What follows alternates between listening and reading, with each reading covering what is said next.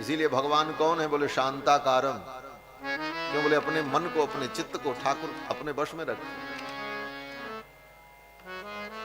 और दांत होना क्या? बोले जिसने अपने बाह्य इंद्रियों को अपने वश में कर लिया है उसका नाम है दांत। उसको कहते हैं दम। दमदार व्यक्ति कौन है? बोले जिसने अपने बाह्य इंद्रियों को जीत लिया।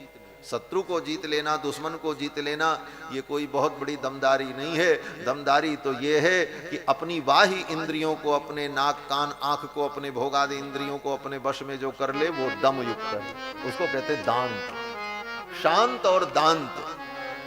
तो शांतो दांतो नुसूयुः, और ईर्ष्या से रहित हो, शरण मुपगतः, और शरण में आया हो, तत्व विश्वासशाली, और उसे तत्व में विश्वास हो, शिष्य प्राप्त परीक्षाम कृतविद अभिमतम तत्वतः शिक्षणीय, तभी उस शिष्य को उपदेश करना चाहिए, तब वो उपदेश हृदय में उतरता। महाराज महर्षि वाल्मीकि ने नारद जी से प्रश्न किया, मैं ऐसे पुरुष को जानना चाहता हूं। लेकिन यहां पर एक नियम है। क्या नियम है? 1 संवत्सर तक जो सेवा करे उसको उपदेश करना चाहिए। तो फिर एक ही बार के पूछने में वाल्मीकि जी को नारद जी ने उपदेश क्यों किया? यह प्रश्न है। तो इसका उत्तर देते हैं, ज्येष्ठ पुत्र व्यतिरिक्त विषयत्वात्। अपने ज्येष्ठ पुत्र को छोड़कर अन्य के लिए ये नियम है। अपना ज्येष्ठ पुत्र जो है, अपने ज्येष्ठ पुत्र को उपदेश देना हो तो वो अगर प्रश्न करता है तो उसके साथ इतनी परीक्षा की आवश्यकता नहीं है, क्योंकि उसको तो हमने देखा है, पाला है, अपने ही साथ जीवन बिताया। उसको उपदेश करने के लिए इतनी प्रतीक्षा की जरूरत नहीं है। तो फिर क्या नारद जी के पुत्र हैं वाल्मीकि जी? कहते हैं पुत्र तो नहीं है, नारद जी तो ब्रह्मचारी हैं, लेकिन नारद जी के भाई के पुत्र हैं वाल्मीकि जी। भृगु के पुत्र हैं, भार्गव हैं। और भृगु जी कौन हैं? बोले भृगु जी नारद जी के भाई हैं। दशमस्तत्र नारद, ब्रह्मा के 10 पुत्रों में नारद जी महाराज जो 10वें हैं, इन्हीं के सगे भाई भृगु के पुत्र हैं, भतीजा हैं। और भतीजा तो पुत्र के ही समान होता है, और ज्येष्ठ पुत्र हैं, इसलिए महर्षि वाल्मीकि को प्रतीक्षा नहीं करवाई नारद जी ने, और तुरंत नारद जी ने उत्तर दिया। यह भी नियम है कि अगर पूछने वाले के अंदर प्रेम हो, श्रद्धा हो, और वो कातर हो, आतुर हो, और भगवत रस लोलुप हो, रसिक हो, तो फिर उसके लिए कोई परीक्षा की जरूरत नहीं, उसको तुरंत उपदेश कर देना चाहिए। यह सिद्धांत भी वाल्मीकि जी की उस भावना को देखकर नारद जी से रहा नहीं गया, और नारद जी ने तुरंत उपदेश दिया। नारद जी ने कहा, मुनिवर तुमने जो प्रश्न किया है, मुने बक्षाम्यहम बुद्ध्वा तैर्युक्त श्रूयताम नरः, जिन गुणों की तुमने बात की है कि इन गुणों से संपन्न पुरुष कौन है, तैर्युक्तः श्रूयताम नरः, उन गुणों से युक्त पुरुष कौन है, ये मैं तुमको बताने जा रहा हूं। यहां पर जो तैर्युक्तः शब्द का प्रयोग किया वाल्मीकि जी ने, इस एक शब्द की व्याख्या में वाल्मीकि रामायण के टीकाकार विद्वानों ने ये कहा है कि नारद जी कहते हैं तैर्युक्तः, तैहि माने उन गुणों से युक्त, जिन गुणों की बात आपने की, विद्वान, समर्थ, कृतज्ञ, शक्ति संपन्न, इन सारे गुणों से युक्त पुरुष कौन है? तो तैर्युक्तः का मतलब ये हुआ कि इन गुणों से भगवान सदा युक्त रहते हैं, अर्थात भगवान सदा गुणों से युक्त होने के कारण सदा सगुण ही हैं, भगवान कभी निर्गुण नहीं है। ये वैष्णव का सिद्धांत है, भगवान कभी निर्गुण नहीं है, क्योंकि नारद जी कहते हैं तैर्युक्तः, उन गुणों से भगवान सदा युक्त रहते हैं, ऐसा नहीं है कि समय आने पर वो गुण भगवान में आते हैं और फिर जब समय बीत जाए तो सब गुण चले जाते हैं, भगवान निर्गुण हो जाते हैं। ऐसा नहीं।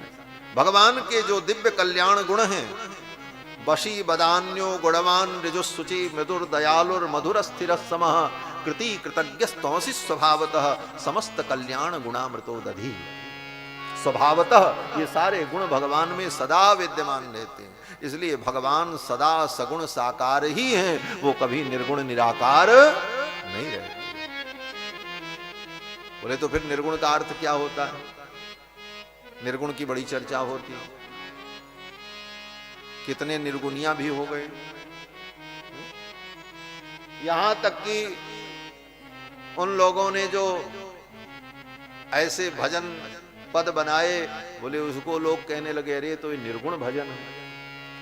बोले निर्गुण का तो भजन ही नहीं हो सकता। पहली बात तो यही सोचो, भजन का मतलब होता है भज इत्तेष धातुर वही सेवायाम परिकीर्तिता। भजन का मतलब होता है सेवा, सेवन।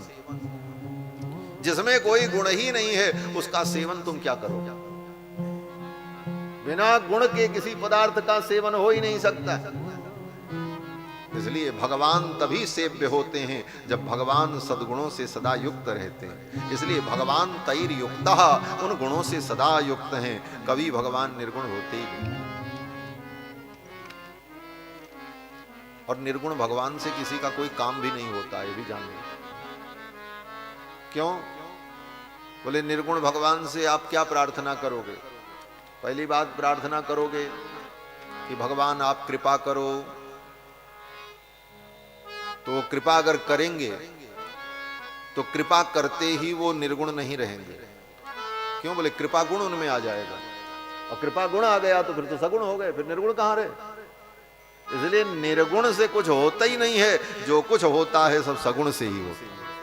कृपा, करुणा, दया, क्षमा, ये सब भगवान के गुण हैं और ये नित्य गुण हैं, सदा भगवान में रहते हैं। स्वभावतः ये सारे गुण भगवान में विद्यमान।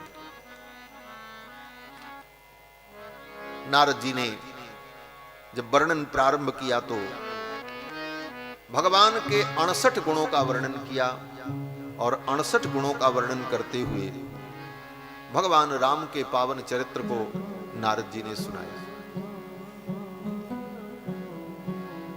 16 गुणों की चर्चा वाल्मीकि जी ने की कि इन गुणों से युक्त कौन है, मैं उसे जानना चाहता हूं। और नारद जी जब सुनाने लगे तो नारद जी कहते हैं इक्ष्वाकु वंश प्रभवो रामो नाम जनई श्रुतः। इक्ष्वाकु के वंश में उत्पन्न जो राम है वो इन गुणों से संपन्न है।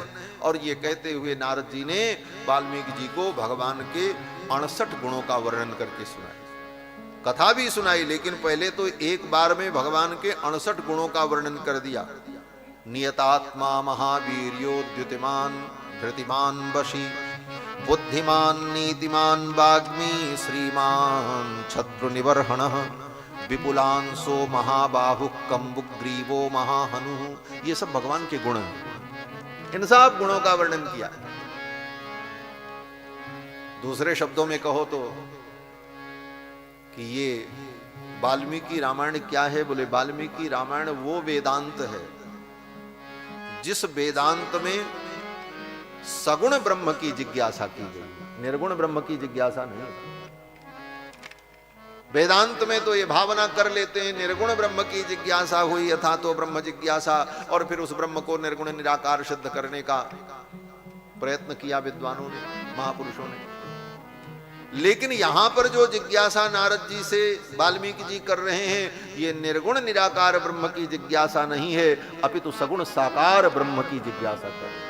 इतने गुणों से युक्त जो है मैं उसे जानना चाहता हूं। और नारद जी ने भी वर्णन किया तो नारद जी ने कोई कमजोरी नहीं की, उन्होंने 16 गुण की चर्चा की तो नारद जी ने 68 गुण सुनाए। और ये 68 गुण और 16 गुण, इन दोनों को मिला दो तो कितने हो गए? बोले 84 गुण। भगवान के ये जो 84 गुण हैं रामायण के प्रारंभ में जो वर्णन किया है दोनों महात्माओं ने, वाल्मीकि ने और नारद ने, इन्हीं 84 गुणों का चिंतन ही 84 लाख योनि से मुक्ति दिलाने वाला है। इन गुणों के चिंतन से ही जीव को मुक्ति की प्राप्ति होगी। और भगवान के इन्हीं गुणों का वर्णन, इन्हीं गुणों का चिंतन ही पूरी राम कथा है। भगवान की कथा क्या है?